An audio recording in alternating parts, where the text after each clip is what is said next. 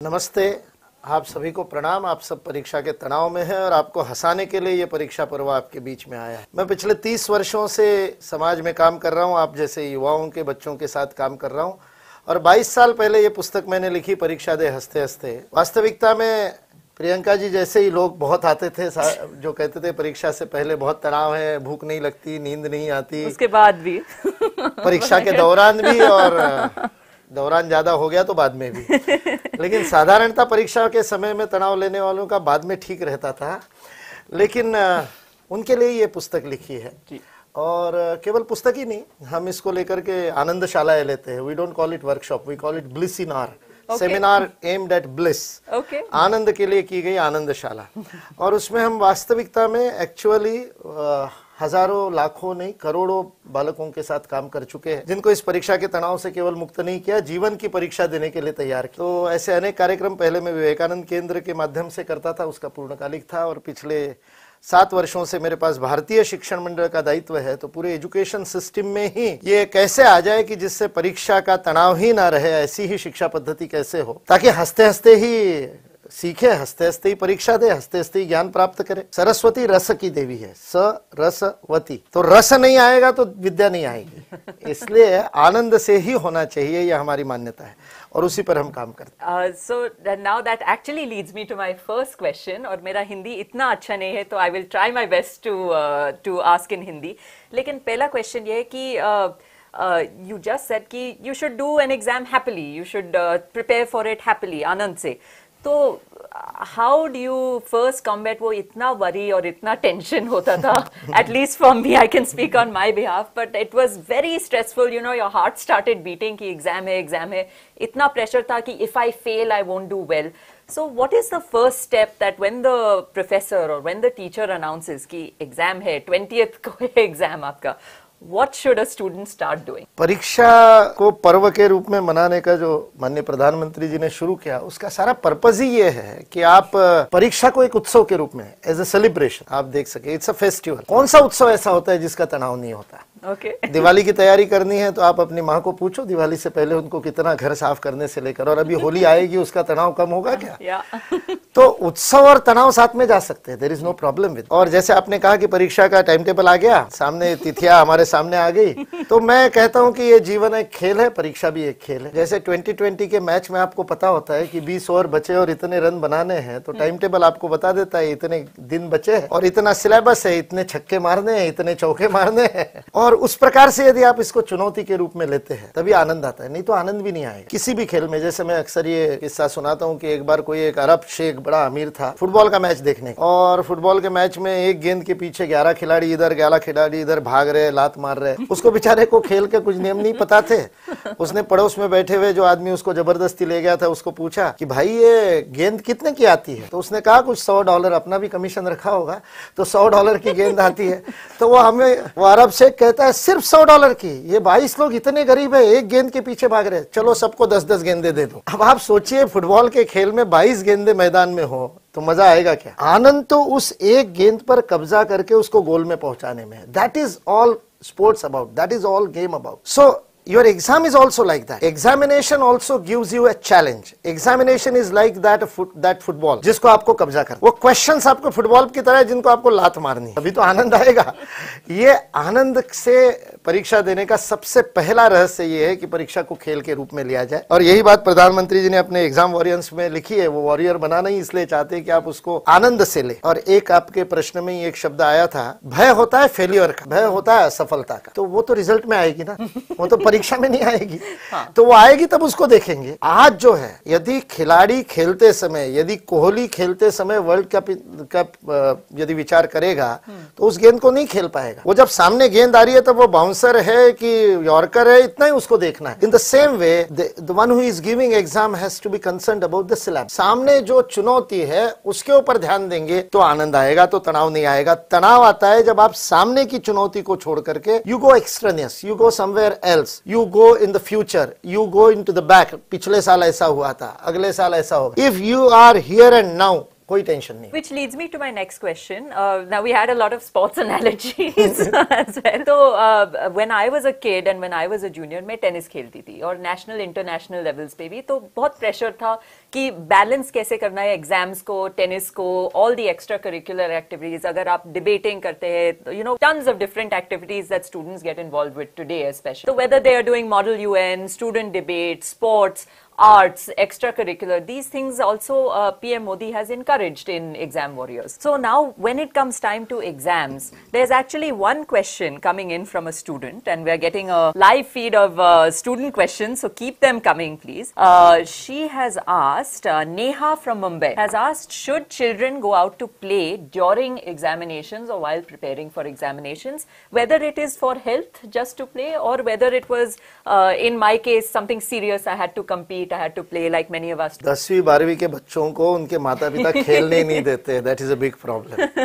मेरे हिसाब से हर बच्चे को हर दिन प्रतिदिन खेलना चाहिए. कंपटीशन के लिए खेल सके तो अच्छा है, लेकिन वो अवसर हर किसी को नहीं मिलता है. आनंद के लिए खेलना चाहिए और अवश्य खेलना चाहिए. और केवल खेल ही नहीं, जैसे आपने जिसको एक्स्ट्रा करिकुलर एक्टिविटीज का, हम तो भारतीय शिक्षण मंडल में एजुकेशन पॉलिसी को ये समझाने का प्रयास कर रहे हैं कि it should not be extra, it should be part of curricular activity. ये सारी बातें जो व्यक्तित्व के समग्र विकास के लिए आवश्यक है, ये राइट है. हम चाइल्ड राइट प्रोटेक्शन के स्थान पर बैठे हैं. It's a right of a child to blossom, and examination gives you that opportunity to blossom yourself. जैसे मैं अक्सर कहता हूं कि सबसे ज्यादा अच्छे से आप लिखते हैं और सबसे ज्यादा भी आप लिख पाते हैं तभी उस एग्जाम के 3 घंटे. उन 3 घंटे में जितने पेजेस आप भर देते हैं, ऐसे शांति से आपको बैठा दिया जाए तो आप नहीं लिख पाओगे. Because that stress helps you to bring the best out of. ये यदि आपको ध्यान में रहता है तो आप खेल को मना नहीं करेंगे, क्योंकि खेल आपके हैंड आई कोऑर्डिनेशन को बढ़ा, खेल आपके ज्ञानेंद्रियों और कर्मेंद्रियों के बीच में समन्वय का काम, और ये एकाग्रता के लिए बहुत आवश्यक. आप टेनिस खेलते थे इसलिए पढ़ाई में आपको उसका लाभ मिलता होगा. स्टिल टेंशन थोड़ा होता था. टेंशन तो ठीक है, टेंशन तो टेनिस में भी होता होगा. सेमीफाइनल में पहुंच गए तो ज्यादा टेंशन होता था, फाइनल में पहुंच गए तो और ज्यादा टेंशन होता था. तो tension is part of life. Tension को बहुत ज्यादा सीरियसली नहीं लेना चाहिए, क्योंकि मनुष्य है तो टेंशन लेगा ही, और टेंशन नहीं लेगा, नहीं होगा तो जबरदस्ती क्रिएट करे. गरीब व्यक्ति को या जिसके पास संसाधन नहीं है उसको संसाधन जुटाने का टेंशन है. संसाधन जुटा लेता है, बहुत सारी उसकी मिल्कियत हो जाती है, बड़ी प्रॉपर्टी है, उसके बाद में साइकिल चलाता है. क्यों? कि अपनी फिटनेस को रखने के लिए.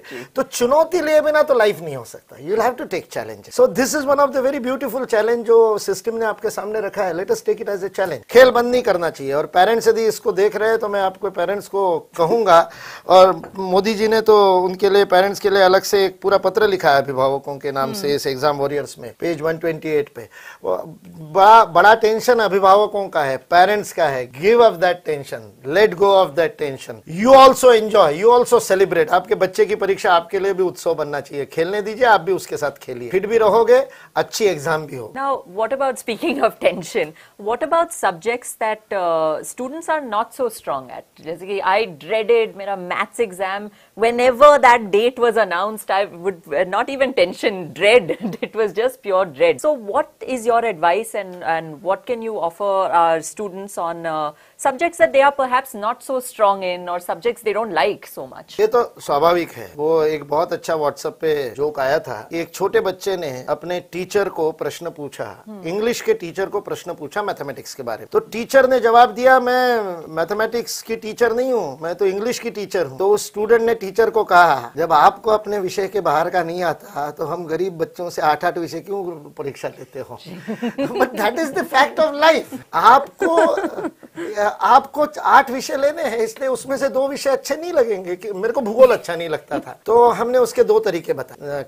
जब हमारे पास काउंसलिंग के लिए बच्चे आते हैं, उसके बहुत सुंदर 2 तरीके. एक को मैंने नाम दिया है सैंडविच मेथोडोलॉजी. आप अच्छे लगने वाले विषयों के बीच में खराब लगने वाले विषय का अध्ययन. आपको यदि साइंस अच्छा लगता है तो पहले साइंस का थोड़ा सा अध्ययन कर लीजिए, फिर भूगोल पढ़िए अच्छा नहीं लगता हो तो, और फिर उसके बाद फिर थोड़ा सा मैथमेटिक्स या साइंस जो अच्छा लगता है वो पढ़िए. तो आपका मन तैयार हो जाएगा, और बीच में आधा घंटा उस विषय को पढ़िए जो खराब लगता है. ऐसा करते करते उसमें भी आपका इंटरेस्ट आ जाएगा, आपका मन उसके लिए तैयार हो जाएगा. सो this is one way of looking eight. Number 2, जो विषय बड़ा खराब लगता है उसमें आप अपना बार लोअर कर दीजिए. हर किसी को 100 में से 100 मार्क्स नहीं मिल सकते, इसलिए मेरे को 60 मार्क्स मिल सकते हैं तो 60 के लिए तैयारी करो. 60 के लिए ढंग से तैयारी करोगे तो टेंशन नहीं होगा, क्योंकि 100 की तैयारी नहीं कर रहे हो. हमारे सबसे बड़ा टेंशन ये है कि पेपर हाथ में आते ही हम 5 प्रश्न पढ़ते, 5 में से 3 ही आ रहे. अरे भाई 3 आ रहे ना, तो 3 को तो लिख ले पहले, बाकी 2 नहीं आ रहे उसमें तुक्के मार लेना, हो सकता है एग्जामिनर को भी नहीं आते हो तो मार्क्स मिल जाए। तो इसलिए 3 सवाल आते हैं, मेरे को 60 मार्क्स मिल गए, इस आनंद में यदि वो 3 सवाल पूरे करेगा तो दैट विल बी बेटर। इसलिए जो आपको कठिन विषय लगते हैं, जो आपको अच्छे नहीं लगते, कठिन कुछ नहीं होता है, रुचि नहीं है आपकी, you don't have interest in that, you don't have inclination towards that subject. और ये तो प्रत्येक का स्वभाव होता है। अब तेंदुलकर का स्वभाव, तो तेंदुलकर 12वीं पास नहीं कर सका, इसलिए भारत रत्न तो मिल ही गया ना। इसलिए बहुत ज्यादा टेंशन नहीं लेनी चाहिए, अपनी जिसमें रुचि है उसमें काम करना चाहिए, और जिसमें रुचि नहीं है अब देना तो पड़ेगा ही। वो सिस्टम जब तक नहीं बदलती, भारतीय शिक्षण मंडल सक्सेसफुल हो गया तो ये सिस्टम बदल देंगे। चॉइस बेस्ड क्रेडिट सिस्टम हम स्कूल में ले आएंगे, तो स्कूल में ले आएंगे तो अपने चॉइस से क्रेडिट ले आए ना, वो फोटोग्राफी के क्रेडिट उसको फिजिक्स के साथ जुड़ जाए। लेकिन वो जब तक नहीं होता तब तक फिजिक्स की भी एग्जाम तो देनी पड़ेगी, न्यूटन को तो रटना पड़ेगा, तो उसको सैंडविच टेक्नोलॉजी से रट लीजिए और कम से कम में काम चला लीजिए। And now let's talk a little bit about actually preparing for the exams. You said now if it's a weaker subject, prepare for 70 out of 100. You cannot score 100 out of 100. So be realistic about your expectations so that you don't have so much tension that I have to score 100 upon 100 upon 100 in every single subject. Now there is a live question. Actually, I'm getting a lot of live questions. There is a live question here. Who is it from? Tejasvi from Kolkata. How to increase concentration power during exams and while preparing for exams? सामान्यता हम लोग एकाग्रता को, concentration को, when we say this word concentration, हमारे मन में जो आता है that is focusing, and when we try to focus we cannot, nobody can। जो कहता है मैं आधा घंटा मेरा सिटिंग कैपेसिटी, 1 घंटा मेरा sitting capacity, he is bluffing। I tell you, 3 minute से ज्यादा किसी एक विषय पर कॉन्सेंट्रेट नहीं कर सकते। मैं इतने जोक्स क्यों बता रहा हूं? ताकि आप डीफोकस हो। The best concentration is in defocusing. When you scientifically know how to defocus, your focusing will get it's natural। आप फोकसिंग पे कंसंट्रेट करते हो तो आपका मनीराम आपके जैसा ही है। माँ जो कहती है वो आप नहीं मानते। मनीराम यानी आपका मन। Your mind is to concentrate, mind को कंसंट्रेट करना होता है। माँ कहती है ऐसा मत करो तो आप वही काम करते हो। वैसे ही आपका मनीराम है, आप उसको जो कहोगे वो नहीं करेगा, आप उसको कहते हो फोकस करो तो वो नहीं करेगा। इसलिए उसको प्रेम से आप लीजिए। The best way is engage in some scientific beautiful defocusing. जैसे आप बैठे बैठे का उच्चारण कीजिए, ओम का उच्चारण कीजिए। Those vibrations will give you a complete expansion of your mind. और उसके बाद आप पढ़ाई करेंगे, आपका कंसंट्रेशन बढ़ जाएगा। आप म्यूजिक को सुनते हैं, कई लोग म्यूजिक को सुनते सुनते पढ़ाई करते हैं। मैं आपकी आदत आज बदलने की बात नहीं कर रहा हूं, लेकिन मैं आपको केवल इतना सा कहूंगा कि बहुत ज्यादा किसी अर्थपूर्ण म्यूजिक में मत घुसिए, नहीं तो उस अर्थ में घुस जाते, पढ़ाई में ध्यान नहीं रहता। So it's better to listen to instrumental music. Instrumental music, और उसमें भी बांसुरी है, सितार है, जो माइल्ड है, सॉफ्ट है, उसको सुनते हुए आप पढ़ाई करेंगे तो आपका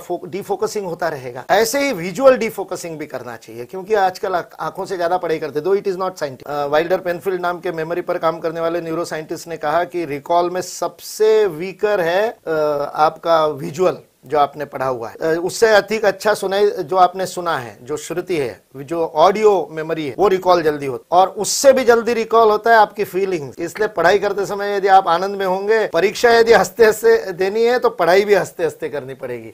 इसलिए ग्रुप में पढ़िए, 4 लोग मिलकर के पढ़िए तो मस्ती का वातावरण रहेगा, एक दूसरे को छेड़खानी करते हुए पढ़ेंगे तो आपको रिकॉल करते समय एग्जाम में वो काम आएगा। इसलिए ये ऐसी छोटी छोटी बातें जो कॉन्सेंट्रेशन को मदद करती है। अकेले ही पढ़ना है नहीं है दोस्त, वो 10वीं 12वीं वालों का बेचारों का हो जाता है, कंपटीशन के चक्कर में दोस्त नहीं रहे। तो दोस्त नहीं है तो अकेले पढ़ना है तो जोर से पढ़िए, चलते हुए पढ़िए, ताकि एक विजुअल पे नहीं रहे, विजुअल चेंज होता रहे।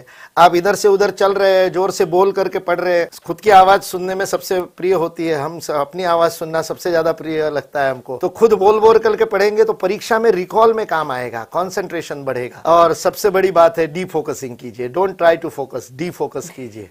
That is the secret of concentration. There is one thing that you mentioned, sir, competition, the word competition. Now, when I hear that word, 10th और 12th में बहुत competition होता है, and the pressure is not student के ऊपर नहीं है, it's on actually family puts a lot of pressure on students when they are studying कि अच्छे marks होना चाहिए, you need to score well, to get ahead in life you need to score well. तो एक question है that is little troubling to me actually, but Pooja from Bhiwani has said how to score good marks in language papers. And Deepthi from Jaunpur has said, what if I disappoint my family with low scores? ओ चिंता मत, ज्यादा tension लेने की जरूरत नहीं है। Family कभी disappoint नहीं होती। एक दिन के लिए आप जितना डिसअपॉइंट होते हो उतनी फैमिली डिसअपॉइंट होती है।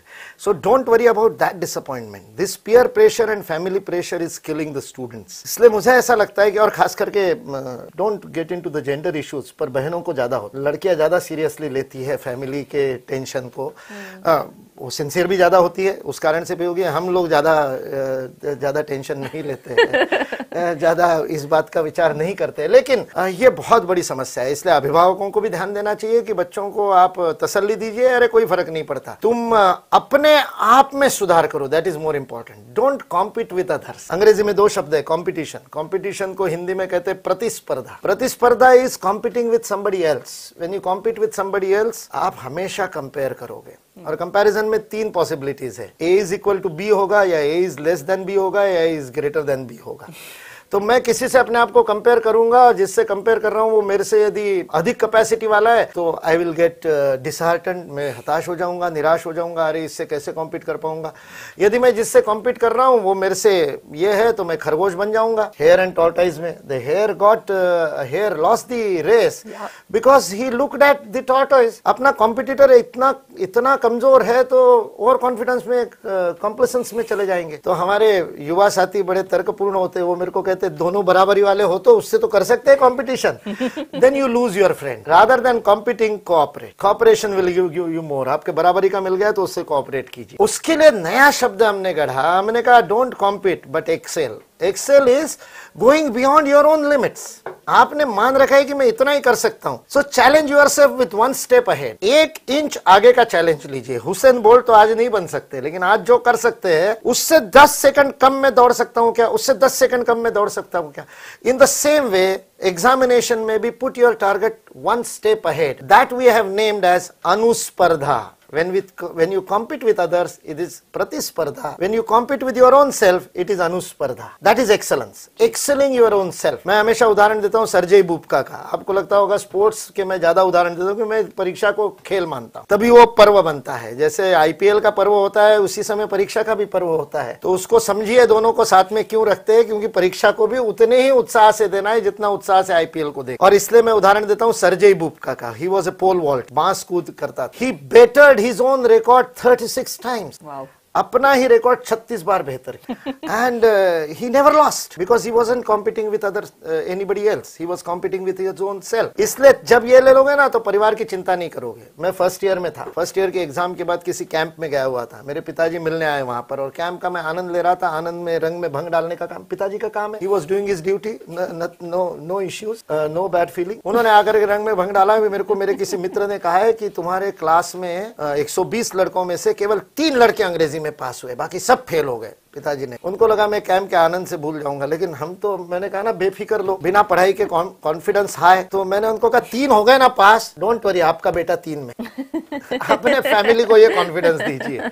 Have that confidence and your family will never be disappoint. Don't worry about families disappointment. Don't disappoint your own self. आप अपने लिए एक बार सेट कीजिए, उससे ऊपर जाइए। That is the target. There is another question. Does now when you're studying and you're actually preparing for your exams and the material is in front of you and you're about to take the exam, you're in the process, एक question है, does mugging the facts ensure a good result? ये बहुत बड़ी गलतफहमी है, सारा tension ही इससे है। ये रटन विद्या जो है ना, इस रटन विद्या से ही टेंशन क्रिएट हुआ है। मैं हमेशा, देखिए अब मैं हंसते हंसते वाला एक्सपर्ट हूं तो मैं, आपको लगेगा कितने जोक सुना रहा है। एक बार उसको अपने चार्ली चैपलिन को बुलाया भाषण देने के लिए। अब आप सोचो चार्ली चैपलिन जैसा कॉमेडियन, और उस समय का when talk is what not there, so no dialogues, without dialogue 1.5 घंटा आपको हंसा सकता है। ऐसे कॉमेडियन को बुला लिया भाषण के लिए। भाषण तो बड़ा बोरिंग होता है, कोई मतलब भाषण किसी श्रोता को पसंद नहीं आता। भाषण में आनंद केवल वक्ता को आता। और चार्ली चैपलिन को बुला लिया भाषण देने के लिए।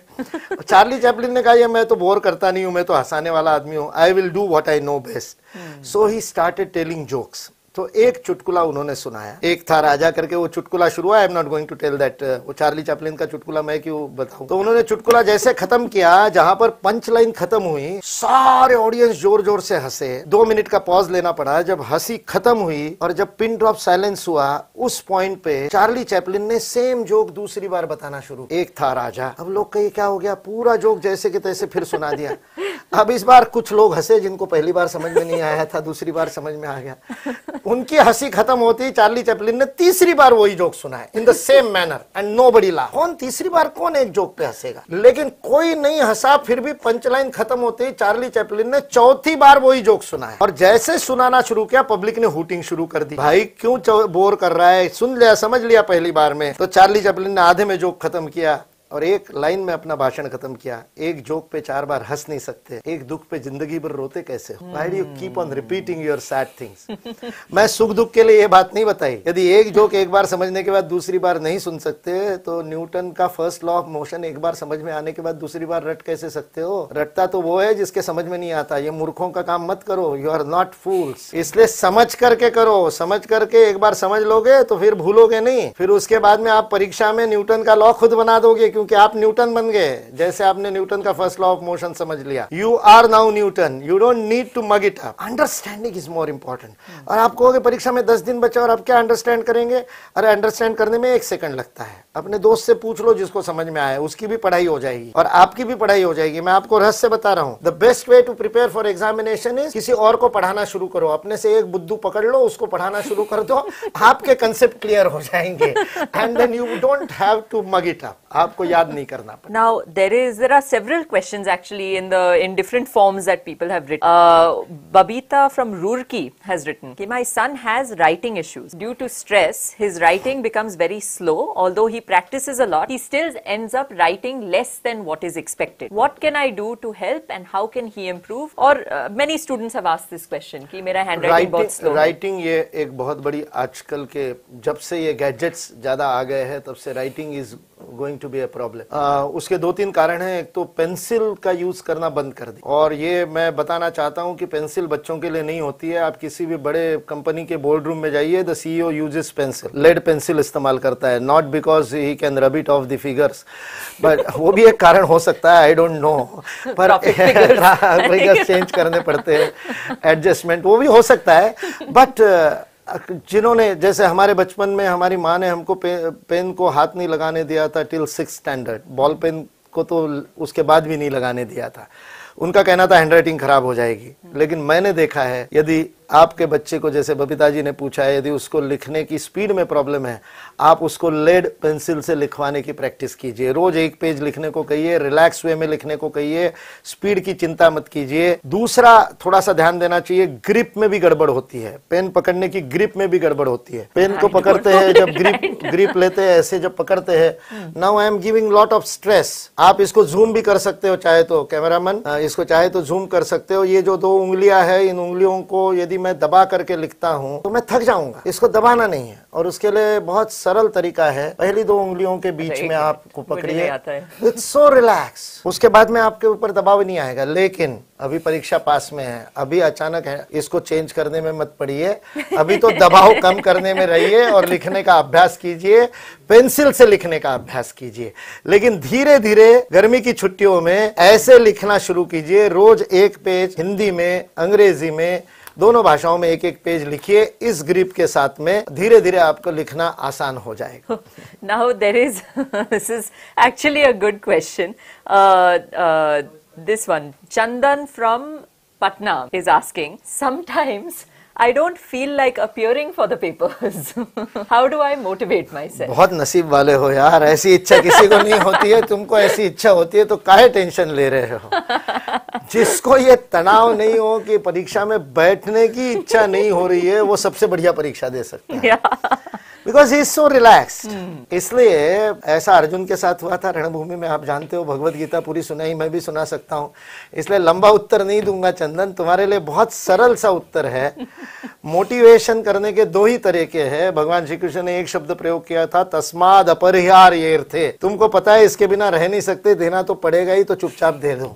ये एक तरीका है, ये तो करना ही पड़ेगा, मजबूरी है, मजबूरी तो विवशता में तो काम करना पड़ेगा, तो इसलिए फिर आप आराम से दे दोगे यदि विवशता मानते हो तो। लेकिन दूसरा कारण बहुत important, if you don't appear for examine, how will you जज योरसेल्फ? आप अपने आप को जानोगे कैसे कि कितने पानी में हो? सो ऑल योर कॉन्फिडेंस हवा हवा ही रह जाएगा, आपका सारा आत्मविश्वास हवा में रह जाएगा, you will not be able to prove it. So examination is giving you an opportunity to prove yourself. इसलिए मैं कई बार कहता हूं, यदि एग्जाम डिक्लेयर कर दिया जाए कि एग्जाम नहीं होगी, तो एक मिनट के लिए तो खुशी होगी, लेकिन दूसरे मिनट अच्छे विद्यार्थी प्रश्न पूछेंगे, फिर अगली कक्षा में मार्क्स कितने मिलेंगे? तो आपको अपने आप को प्रूव करने के लिए भी ये लड़ाई लड़नी है। इसलिए that is the best way to motivate yourself, that this is where you can prove yourself. This is yearly opportunity, साल में एक बार आपको ये अपॉर्चुनिटी मिल रही है, और 10वीं में या 12वीं में तो लाइफ के अंदर एक अपॉर्चुनिटी आपको मिल रही है कि आप अपने आत्मविश्वास को करके दिखाओ। और इसलिए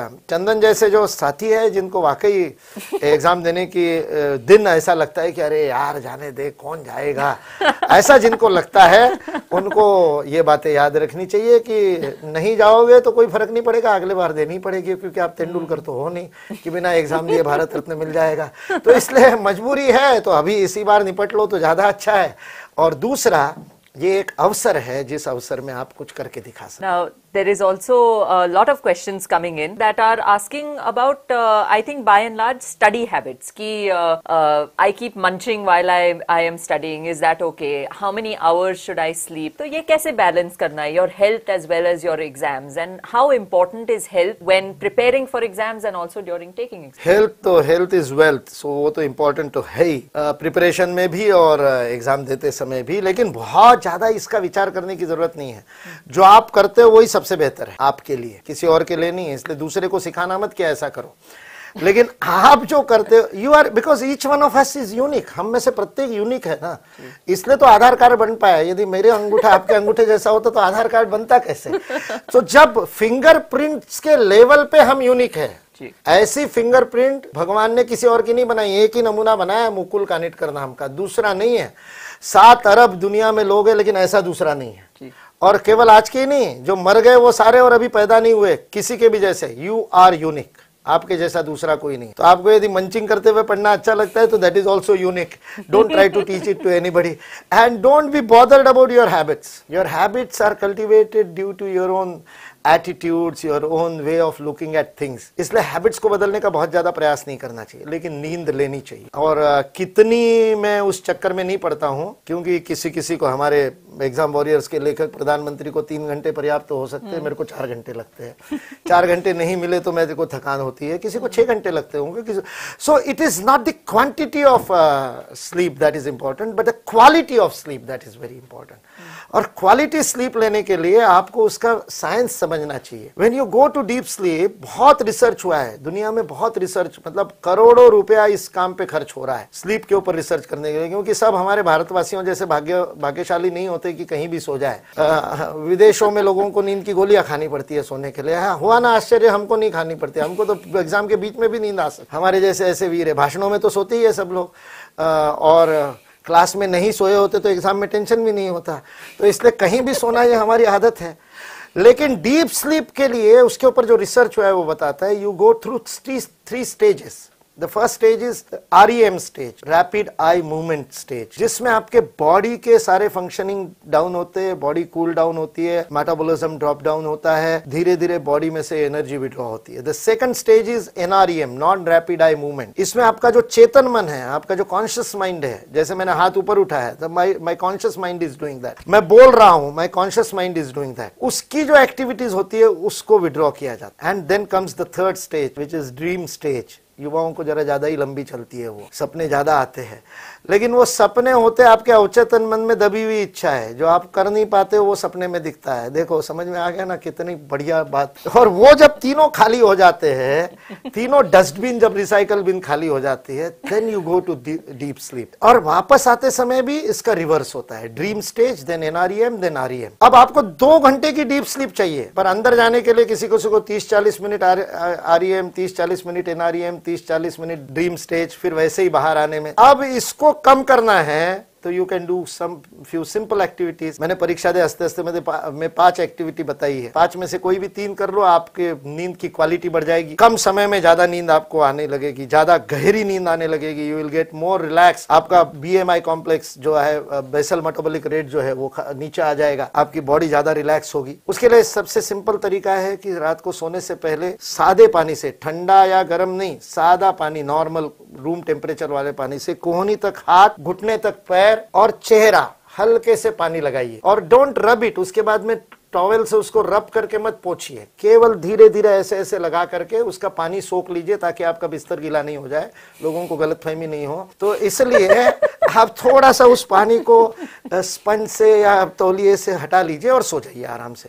आपके REM स्टेज का समय कम कर दिया मैंने, क्योंकि आपकी बॉडी कूल डाउन हो। तो वो जो 40 मिनट लगते थे बॉडी को विड्रॉ करने के लिए, वो हो गया। उसको करने का एक और तरीका है, डीप ब्रीदिंग। लेटने के बाद में डीप ब्रीदिंग लीजिए, गहरी श्वास लीजिए, गहरी श्वास छोड़िए, गिनिए उसको, 10 से ज्यादा गिन नहीं पाओगे, तब तक नींद लग जाएगी, बिकॉज REM स्टेज कम होगी। फिर NREM स्टेज को कम करने के लिए बहुत सारे तरीके हैं। जप कर सकते हैं कोई, यदि आपको जप आता है, हनुमान चालीसा आपको बोलने की जो आपकी आदत हो, नहीं तो कुछ नहीं आता तो आप ओम ओम ओम ओम ये जप कर सकते हो। कुछ भी कीजिए, पढ़ाई छोड़ करके कीजिए, नहीं तो उस समय पढ़ाई को रटने का अभ्यास मत कीजिए, फिर तो टेंशन हो जाएगी, नींद नहीं आएगी।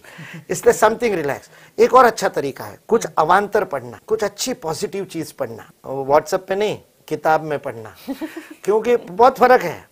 वो जो पढ़ता है तो वो आंखों को, वो जो उसके रेज आते हैं मोबाइल के या टीवी के या इसके, टीवी देख करके सोना, ये तो सबसे बड़ी गड़बड़ है, क्वालिटी स्लीप नहीं आ सकती, क्योंकि आपका अवचेतन मन काम करते रहते। इसलिए 5-6 काम करोगे। शवासन आता हो तो शवासन कर लो, नाड़ी शुद्धि आती हो तो नाड़ी शुद्धि कर लो। ये 5-6 में से कोई भी 3 चीजें करके आप सोओगे तो आप जब सुबह उठोगे तो ऐसे फ्रेश होगे, दौड़ लगाने को तैयार होगे। अभी तो सो करके उठते हो तब जोर से अंगड़ाई लेते हो, ऐसा लगता है। मेरी माँ पूछती थी, जब सो करके उठने का करता था तो माँ पूछती थी, नींद में दौड़ लगा के आया है क्या, थक कैसे गया? नींद से उठने के बाद तो फ्रेश होना चाहिए, जब क्वालिटी स्लीप होती है तो fresh. Now when we talk about cell phones and gadgets, they're all in front of me. iPad, phone, you guys may have other gadgets as well. Everyone is on the phone, or everyone is on their iPad, or everyone is on their laptops. Like you said, Abhi, now the practice of even writing with pens and pencils is by and large gone. What do you suggest, maybe not even just during exams, but in terms of, some people say ki charging the phone next to you while you're sleeping is bad for you, put it away, put it at a distance. Are these things true? Should children and should kids during exams, even after exams, adopt the practice of putting away their electronics at night, during the day? What do you suggest? उसका science तो अभी debatable है, क्योंकि lot of research is going on. उसके vibration से आपको तकलीफ होती है, रेडिएशन से नहीं होती है। I don't know that, I am not going into that because that science is not yet come to an established research. इसलिए उसकी बात नहीं, लेकिन मैं मन की बात करता हूँ। अपना मन शांत होना चाहिए, और मन शांत होने के लिए इनको थोड़ा सा दूर रखना फायदेमंद होता है, क्योंकि आपका मन ही है जो सबसे बड़ा आपका हथियार है एग्जामिनेशन के लिए और पढ़ाई के लिए। उस मन से ही काम लेने वाले हो, इसलिए उस मन को तरोताजा रखना, फ्रेश रखना, मन को ऊर्जावान रखना, ये बहुत आवश्यक है। और मन को यदि ऊर्जावान रखना है तो थोड़ा सा मोबाइल उपवास करना सीख लो। कुछ घंटे के लिए दिन में, सप्ताह में 1 आध दिन के लिए मोबाइल उपवास करके देखो, 1 आध दिन टीवी उपवास करके देख लो, 1 आध दिन लैपटॉप उपवास करके देख लो। ये आपके मन को ताजा करेगा, आपके मन की ताकत बढ़ाएगा। बहुत सिंपल सी बात है। आपके मेरे को मान लीजिए ये मांसपेशी बनानी है, मेरी बाइसेप्स मेरे को बनानी है, तो क्या करना पड़ेगा? Can I build my biceps by pampering them? रोज रात को मैं मक्खन लगाऊं इसको, इसके नीचे 2 तकिए रखूं, ये बाइसेप्स कमजोर होगी कि मजबूत होगी? अगर मेरे को बाइसेप्स मजबूत करनी है तो मेरे को उनको कष्ट देना पड़ेगा। I will have to go to gym, I will have to lift weights, मेरे को ये करना पड़ेगा, दंड बैठक लगानी पड़ेगी, सूर्य नमस्कार करने पड़ेंगे, जैसे हमारे माननीय प्रधानमंत्री जी ने बताया था। सूर्य नमस्कार करेंगे तो शरीर बनेगा, शरीर बनने के लिए सूर्य नमस्कार करना है तो कष्ट देना पड़ेगा। वैसे ही मन को कष्ट देना पड़ेगा, तब मन कमजोर नहीं होगा, मजबूत होगा। इच्छा शक्ति, विल पावर बढ़ानी है तो मन के विपरीत काम करना पड़ेगा। मन मोबाइल में अटका हुआ है, मोबाइल को दूर रखो। मन टीवी पे अटका है, टीवी को दूर रखो, ताकि आपका मन मजबूत हो सके, क्योंकि वही आपका सबसे बड़ा हथियार है जब आप एग्जामिनेशन देने जाओगे। इसलिए मैं बहुत ज्यादा गैजेट्स का उपयोग मत करो इस चक्कर में नहीं पढ़ता हूं। मैं कहता हूं कि संयम करो, यू डिसाइड, 3 चीजें डिसाइड करो, कितना उसका उपयोग करना, क्वांटिटी आप तय करो, उसके आहारी मत चले जाओ, उसके let that not control you, let you control the gadget. दूसरी चीज, किस लिए करोगे, पर्पस क्या है, किस काम के लिए करोगे। मेरा भतीजा है, उसको मैं कहता हूं तो दिन भर मोबाइल पे रहता है, वो कहता है मेरे सारे नोट्स इस पे ही आते हैं। अब नोट्स के लिए इस्तेमाल करना तो ठीक है, पर मेरे को पता है वो पिताजी को उल्लू बनाने के लिए बता रहा है। नोट्स तो कुछ ही देर के लिए आते हैं, बाकी समय वो क्या देखता है वो भी मैं जानता हूं। इसलिए क्या देख रहे हो, तीसरी बात, कितना देख रहे हो, किस लिए देख रहे हो, क्या देख रहे हो, ये तीनों बातें इंपॉर्टेंट है। इसको आप ही डिसाइड करोगे तो आपका जीवन बनेगा। माँ डिसाइड करेगी तो उसका जीवन बनेगा। आपको अपना जीवन बनाए तो you take your own decision, take your own life in your hand, not just mobile. Now there is a very interesting question कि I fall sick, मतलब tension is one thing, pressure is one thing, but I fall sick during exams. This is Parveen from Faridabad. I fall sick during exams due to pressure. How can I help myself? What are some ways that will improve this situation? बीमार पड़ने के 2 ही कारण है। एक तो body को विश्राम नहीं मिला, बॉडी को आपने you have not relaxed, you have not given it rest, optimum rest, जो कि एग्जाम के समय में होता है। आप ज्यादा मेहनत करने के चक्कर में रात भर जग करके पढ़ाई करते हो, सोते हो, सुबह सोने से काम चल जाएगा, होता नहीं है। रात की नींद होती है, दिन की नींद होती है। इसलिए एक कारण तो वो है, और दूसरा कारण है आहार। हम उसके तरफ ध्यान नहीं देते, खाना निगलेक्ट होता है, या तो खाने की तरफ ध्यान नहीं देते, कभी कभी ज्यादा भूख लग जाती है कि मैंने देखा है एक्चुअली एग्जाम के कारण लोगों को दस्त लगती है, उनको लूज मोशन हो जाता है, डिसेंट्री हो जाती है। क्यों होता है ये? क्योंकि पाचन तंत्र और श्वासन तंत्र, ये दोनों, श्वसन और पचन, ये दोनों आपके शरीर को बैटरी चार्ज करने का काम करते हैं, प्राण देते हैं। प्राण यानी शक्ति देते हैं, ऊर्जा देते हैं। सूर्य से हमको प्राण मिलता है, सारी दुनिया को, क्योंकि हम सूर्य के बने हुए हैं। वी ऑल नो, पृथ्वी सूर्य से अलग हुई, फिर ठंडी हुई, उसी पृथ्वी में से हम पैदा हुए, तो हम सूर्य ही है। हम सूर्य, इसलिए सूर्य नमस्कार का आग्रह करता हूं मैं, क्योंकि हम सूर्य ही है, हम सूर्य से अलग है नहीं। और जब हम भोजन करते हैं, वो भोजन में भी सब कुछ सूर्य से ही मिलता है। वनस्पति के ही बीज का भोजन करते हैं, गेहूं है, चावल है, वनस्पति का बीज है। फली है या फल है, बैंगन खाते हो तो वो फल है वनस्पति का, या वनस्पति की डंठल होगी या पत्ते होंगे। जो मांसाहारी लोग हैं ना, वो भी शाकाहारी प्राणी ही खाते हैं, इसलिए वो भी वनस्पति को ही खा रहे। शाकाहारी लोग डायरेक्टली खा रहे हैं, मांसाहारी इनडायरेक्टली खा रहे हैं, दैट्स ऑल। क्यों वनस्पति? क्योंकि आपने 6ठी के बायोलॉजी में पढ़ा था भाई, सूर्य के प्रकाश को वनस्पति अन्न में परिवर्तित करती है। उस क्रिया को प्रकाश संश्लेषण, फोटोसिंथेसिस कहते हैं, क्लोरोफिल के द्वारा होता है। 6ठी में पढ़ा था ना ये। सूर्य के प्राण ऊर्जा को वनस्पति ने क्लोरोफिल के द्वारा सिंथेसाइज किया। What is synthesis? उसको कोडिफाई कर दिया, उसको बांध दिया, उसको अन्न के रूप में। Now it has to be decoded into my body. उस एनर्जी को डिकोड करके, एनालाइज करके, सिंथेसिस के उल्टा करके, डिसिंथेसाइज करके, the energy has to be released and absorbed by the body। ये काम श्वसन और पचन करता है। इसलिए सारी भारतीय भाषाओं में ऑक्सीजन के लिए शब्द है प्राणवायु, प्राण देने वाली वायु, जिस वायु के कारण अन्न में से प्राण निकलता है। अब हमको उसका साइंस पता नहीं कि जब अन्न में से हम प्राण ग्रहण करते हैं तो उसके बाद वो डिस्ट्रीब्यूट होता है। सबसे पहले बॉडी के एसेंशियल फंक्शंस के लिए डिस्ट्रीब्यूट होता है। और आपको आश्चर्य होगा, सबसे ज्यादा जो प्राण लगता है, सबसे ज्यादा जो आपकी बैटरी डाउन होती है, सबसे ज्यादा जो ऊर्जा लगती है, वो अन्न पचाने के लिए लगती है। इसलिए खाना खाने के बाद नींद आती है, क्योंकि बॉडी सब जगह से एनर्जी विड्रॉ करके पचन में ले जाती है। इसलिए पचन, फिर उसमें से बच गई, वो आपके ब्लड सर्कुलेशन के लिए जाएगी, ब्रेन उसको कंट्रोल करेगा, ब्रेन को जाएगी, ब्लड सर्कुलेशन को जाएगी, विसर्जन को जाएगी, किडनी को जाएगी, लीवर को जाएगी। उसके बाद जो बचेगी वो पढ़ाई के काम आएगी। अब आप क्या कर रहे हो पढ़ाई के समय, कि आपके शरीर की भी एनर्जी को विड्रॉ करके पढ़ाई में लगा रहे हो, इसलिए यू आर गेटिंग सिक, इसलिए बीमार पड़ रहे हो। आपको क्या करना पड़ेगा? 2 काम करने पड़ेंगे। सप्लाई बढ़ाना पड़ेगा। सप्लाई कैसे बढ़ाओगे? अभी आपने समझ लिया, सूर्य से आया है, सूर्य से मिलता है, तो ताजा भोजन कीजिए। किचन गार्डन होगा तो सबसे ज्यादा प्राण मिलेगा, क्योंकि जैसे वनस्पति को काटा आपने और आपके पास आई, उसका प्राण का क्षरण शुरू हो गया। It is now dissipated. अब सूर्य की ऊर्जा उसमें नहीं है, वो सूर्य से लेन देन नहीं कर रहा, जैसे आपने काट लिया उसको। अब आप फ्रीज में रख करके खा रहे हो, तो सबसे ज्यादा उसमें कुछ है ही नहीं, उसमें सिर्फ और सिर्फ आपके कार्बोहाइड्रेट है, जिसमें से एनर्जी मिल रही। इसलिए ताजा खाओ, दही खाओ, दही में बहुत ज्यादा प्राण होता है। ताजा अन्न खाओ, दूध खाओ, थोड़ा सा दूध पियो, उससे थोड़ा सा ऑप्टिमम एकदम से गिलास भर के मत शुरू कर दो। हरियाणा वाले भाई 2 गिलास भी पी सकते हैं, कोई दिक्कत नहीं है, लेकिन जिसकी आदत नहीं है वो अचानक पचेगा नहीं, इसलिए अचानक मत शुरू करो, पर थोड़ा थोड़ा खाना शुरू करो। ताजा खाओगे, अन्न की एनर्जी की सप्लाई बढ़ेगी। दूसरा, लीकेज को बंद करो। जो लीकेजेस है एनर्जी के आपके शरीर के अंदर, उसको बंद करो। वो 2 कामों से होगा। एक तो ऑप्टिमम एक्सरसाइज, ऑप्टिमम, ज्यादा अभी परीक्षा के समय एकदम ज्यादा जिम ज्वाइन मत करो, लेकिन 2-4 प्राणायाम के और 2-4 रामदेव बाबा से सीख लो योगाभ्यास, तो वो 5-7 योगाभ्यास कर लो, और उससे क्या होगा, बॉडी के लीकेजेस बंद हो गए और आप बीमार नहीं पड़ोगे। It is all energy. Energy का उपयोग, life is nothing but time and energy, how you use that will give you result. आपके पास समय सीमित है, एनर्जी सीमित है, the more productively you use it, you will be more successful person. Now the next question that is coming in, and that I also have, in terms of parents and their attitude towards children, especially during exams. Now they are always coming from a place of concern ki you have to do well, you have to do well.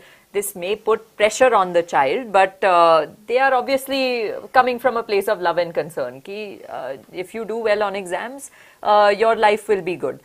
What attitude, what is the correct attitude that maybe parents should take that doesn't put so much stress on the child that, you know, child should get 100 out of 100 in everything or do well? Expectations नहीं रखना चाहिए, कहना तो बहुत आदर्श है, लेकिन रखोगे, कोई भी कहने से आप मना नहीं करोगे। माँ तो रखेगी अपने बच्चे से एक्सपेक्टेशन।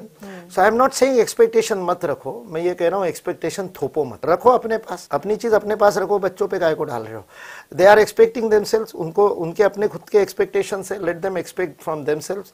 आप उनसे जो एक्सपेक्ट करते हो, do not put pressure on, that is very important. Don't expect नहीं कह रहा हूँ, उस एक्सपेक्टेशन को थोपो मत उनके ऊपर, don't put it on them कि अरे ये करना ही है, डोंट डू दैट। बट इसका मतलब पूरा ढीला भी मत छोड़ दो। मैं सोचता हूँ यदि माँ ने डांटा नहीं होता तो मैं पास ही नहीं होता। तो थोड़ा बहुत अनुशासन रखना ये माँ का काम है, इसलिए मैं माँ पिताजी को ये भी नहीं कहूंगा कि बिल्कुल एकदम बहुत ज्यादा पैम्परिंग करो। वो भी कहते हैं आजकल, वो भी करने लगे हैं लोग, साइकोलॉजिस्ट के पास जाते हैं, वो कहता है कि ज्यादा टेंशन मत दो, तो डांटना ही बंद कर देते हैं, तो वो भी बच्चे बिगड़ते हैं। इसलिए किसी एक्सट्रीम पर मत जाइए, आप जैसा है वैसा ही रहिए। जस्ट अ बिट एडजस्टमेंट कि आपकी जो अपेक्षाएं है वो अपेक्षा बच्चे के लिए प्रेरणा का काम करे, बच्चे के लिए सपोर्ट सिस्टम का काम करे, बच्चे के लिए हिंडरेंस नहीं बने। और ये मैं आपको यहाँ बैठ करके नहीं बता सकता, आप स्वयं इसके जज हैं। आप बच्चे को सपोर्ट कीजिए, आप बच्चे को एक्सपेक्ट भी कीजिए, आप बच्चे को थोड़ा सा अनुशासन में भी रखिए। सुबह उठाने का काम तो माँ को ही करना पड़ता है, नहीं तो बच्चा 5 मिनट करते करते एग्जाम में भी नहीं पहुंचेगा। इसलिए माँ पिताजी को अपना रोल करना ही चाहिए। मैं बहुत ज्यादा उस आदर्शवादी स्थिति में भी नहीं जाता हूं कि जिसमें माँ पिताजी ने ये नहीं करना चाहिए, वो नहीं करना चाहिए। हालांकि वो भी जमाना था जिस समय माँ पिताजी को पता ही नहीं होता था कि बच्चा कौन सी क्लास में है, और वैसे भी बच्चे विश्वेश्वरैया बन गए। उनके घर में इतने बच्चे थे कि विश्वेश्वरैया के पिताजी को पता ही नहीं था कि उसने इंजीनियरिंग कर ली, और वो इंजीनियर बन गए। ये भी स्थिति है, लेकिन आज की स्थिति एकदम उल्टी है। Over attention is the problem. एक ही बच्चा है और सारा ध्यान उसी के ऊपर, उसने चीख मारी तो तुरंत उसका एनालिसिस करना शुरू हो जाता है। सो इतना ज्यादा भी मत कीजिए, थोड़ा सा स्पेस दीजिए और थोड़ा सा उसको गड़बड़ करने दीजिए, थोड़ा सा गलतियां करने दीजिए। हम भी तो गलतियों से सीखे थे। मैं मेरे छोटे भाई को कहता हूँ, उसका बच्चा है अभी तो इंजीनियरिंग में आ गया, जब 8वीं 9वीं कक्षा में था तो कहता था तू सारी दुनिया के बच्चों को ठीक करता है, घर में भी थोड़ा ध्यान दे। तो उसने कहा कि ये, मैंने कहा क्या प्रॉब्लम है, इतना अच्छा तो तेरा बेटा अच्छा तो काम कर रहा है। बोले नहीं, ये जब घर पे आता है तो फाटक खोल के आता ही नहीं, वो कूद के ही आता है दीवार पे से, कंपाउंड वॉल के ऊपर से। तू जरा इसको समझा। तो अब उसके पास एनर्जी ज्यादा थी तो वो करता था। अब मैंने उसके भाई के संतोष के लिए उसके बेटे को तो बैठा करके समझा दिया जो भी समझाना था, और आंख मार दी कि ज्यादा सीरियसली मत ले, करता रहे। तो वो निकल गया। निकल जाने के बाद छोटे भाई को कहा तू उससे अपेक्षा कर रहा है, तू ये भूल रहा है कि उसके एज में हम भी तो यही काम करते थे, हम कौन सा फाटक खोल के आते थे।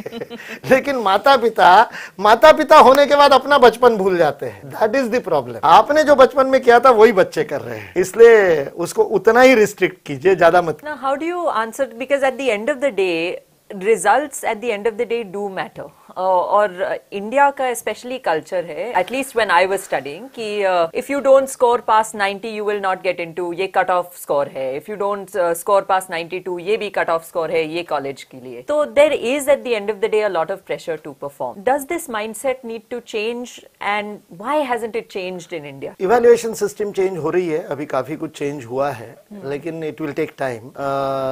उसके लिए समाज का माइंडसेट चेंज होना पड़ता है, सब कुछ केवल सिस्टम के चेंज होने से नहीं होता. और ये कॉम्पिटिटिव माइंडसेट तो रहेगा, ये इसमें मैं कोई बुराई नहीं मानता हूं, लेकिन एक ध्यान रखना पड़ेगा कि पिछले 10, 12, 15 वर्षों में दुनिया बदल गई, और दुनिया बदलने के कारण अपॉर्चुनिटीज हर लेवल पे. पहले 90+ वालों को ही अपॉर्चुनिटीज थी, आजकल तो मुझे लगता है कि 50 बिलो 50 वालों की अपॉर्चुनिटीज ज्यादा बढ़ गई है. आप सब सारे सक्सेसफुल एक्टर्स देखोगे तो अबाउ 90 वाले नहीं है. अबाउ इवन बिजनेसमैन, जो बिजनेसमैन है उसका जो CMD होता है वो 50-60% वाला होता है. उसके यहाँ काम करने वाला जो MBA IIT से निकला हुआ होता है वो टॉपर होता है, वो नौकरी करता है सारी जिंदगी और बॉस बनता है वो. इसलिए दिस जोक के बारे में नहीं, दिस अपार्ट एनीथिंग. हमारे एक संस्कृत के बहुत बड़े प्रोफेसर और प्रिंसिपल भी रहे संस्कृत कॉलेज के, उनका बेटा कहता है 12वीं के बाद में मैं पढ़ूंगा नहीं. तो पिताजी बहुत परेशान, मेरे को कहा कि इसकी काउंसलिंग करो भास्कर की. मैं गया, भास्कर से मिला, मैंने उससे बातचीत की. He was a genius in music और वो म्यूजिक में जाना चाहता. और पिताजी के काउंसलिंग करके उसको 12वीं कराओ, उसको संस्कृत का पंडित बनाओ. मैंने उसके पिताजी को कहा आपकी काउंसलिंग की जरूरत है, भास्कर के काउंसलिंग की जरूरत नहीं है. आज भास्कर ने अपने घर में स्टूडियो बनाया है and that is in Guwahati, और वो बॉलीवुड के गानों को आफ्टर प्रोडक्शन वो काम करता है. एक गाने के लिए 1 लाख रुपया लेता है और 12वीं नहीं किया उसने. There are opportunities. हमारे एक मित्र ग्वालियर में थे, ठेकेदार थे, बहुत बड़े अमीर, 3-4 फैक्ट्री वगैरह सब थी. उनका बेटा 10वीं में, मैं उनके घर भोजन करने गया, देखा उनके बेटे को फ्रैक्चर हो रखा था. मैंने कहा फ्रैक्चर कैसे? बोले बास्केटबॉल खेलते खेलते गिर गया. तो मैंने कहा अच्छा, तो फिर तो तेरे को बहुत टेंशन हो गई होगी, अब तो महीना भर तेरा प्लास्टर रहेगा. बोले नहीं, मैं मेरा दूसरी हॉबी है ना वो कर रहा हूं. मैंने कहा क्या कर रहा है? बोले मैं स्केचिंग करता हूं. मैंने कहा ला तेरी स्केचिंग की किताब. उसको इतना आनंद आया, अभी तक किसी एडल्ट ने इतना इंटरेस्ट दिखाई नहीं था उसके काम में. मैंने बैठ करके उसकी स्केच बुक देखी, उसको सजेशंस दिए, उसको कहा यहाँ तू हाफ टोन इस्तेमाल क्यों किया, यहाँ पर ऐसा इस्तेमाल करता है HB. उसको कहा आपको आता है? मैंने कहा नहीं, मेरे को देखना आता है, निकालना नहीं आता है. तो बोले आप तो इतना अच्छा देखते हैं. मैंने कहा अच्छे देखने वाले होते तभी तो तुम्हारी कदर होती है. मैंने उसके पिताजी को कहा आपको यदि मुझ पर विश्वास है तो 2 साल पीयूष को मुझे दे दो. तो उसके पिताजी ने कहा क्या करोगे? मैंने कहा इसको मैं मल्टीमीडिया सिखाऊंगा. और 2 साल उसकी स्कूल छुड़वा दी मैंने 10वीं के बाद, और उसको मल्टीमीडिया के इंस्टीट्यूट में डाला. पिताजी के पास पैसे की कमी नहीं थी. आज वो हॉलीवुड में VFX का काम करता है. सो देयर आर अपॉर्चुनिटीज हर फील्ड में. I can go on. मैं किससे सुना सकता हूँ, क्योंकि 30 साल से यही काम कर रहा हूं मैं. माता पिता के इच्छा के विरुद्ध बच्चों को उनके पैशन के लिए आगे प्रवृत्त करना, माता पिता से लड़ाई करना, ये मेरा काम है. तो ये मैं करता हूं, और इसलिए मैं बता सकता हूं कि आज तो 90% की चिंता मत करो आप. आज तो जो परसेंटेज आएगा उस पर अपॉर्चुनिटी, यदि वो अपने उस काम को ढंग से करेगा जिसमें उसको आनंद आ रहा है. So there are ample opportunities. बहुत दुनिया बदल चुकी है, हर फील्ड में अपॉर्चुनिटी, हर फील्ड में अपॉर्चुनिटी. इसलिए मुझे लगता है कि बहुत ज्यादा प्रेशर परसेंटेज का नहीं लेना चाहिए. और एडमिशन की भी बात, अभी सीटें इतनी खुल गई है कि उसके एडमिशन के भी कंपटीशन धीरे धीरे कम होगी. और मैं देखता हूँ 10-12 साल में ये सारी बातें बहुत ज्यादा इररिलेवेंट हो जाएगी. जैसे मैं जब कॉलेज में पढ़ता था तब STD PCO was the thing. Line लगती थी STD PCO के बाहर, और रात को 9 बजे रेट कट होता था तो 9 बजे से पहले लोग लाइन लगाते थे. आज STD PCO कहाँ चले गए? किसने कानून बना करके STD PCO बंद किए? Nothing, not needed. They have become irrelevant, क्योंकि STD आपके हाथ में आ गया. इन द सेम वे इतनी अपॉर्चुनिटीज बढ़ जाएंगी कि एडमिशंस विल बिकम इररिलेवेंट. जिसको जो चाहिए वो वहां जाकर के पढ़ने लगे. तो एक और क्वेश्चन है जो मतलब आई थिंक ओवरसीज थोड़ा, I went to study at Harvard for example and London School of Economics. तो overseas there is tremendous acceptance and tremendous, there's no stigma associated with counseling, or if you need some help with an academic counselor, या फिर एक you know for your mental stress एक counselor होना चाहिए, या फिर एक psychiatrist होना चाहिए.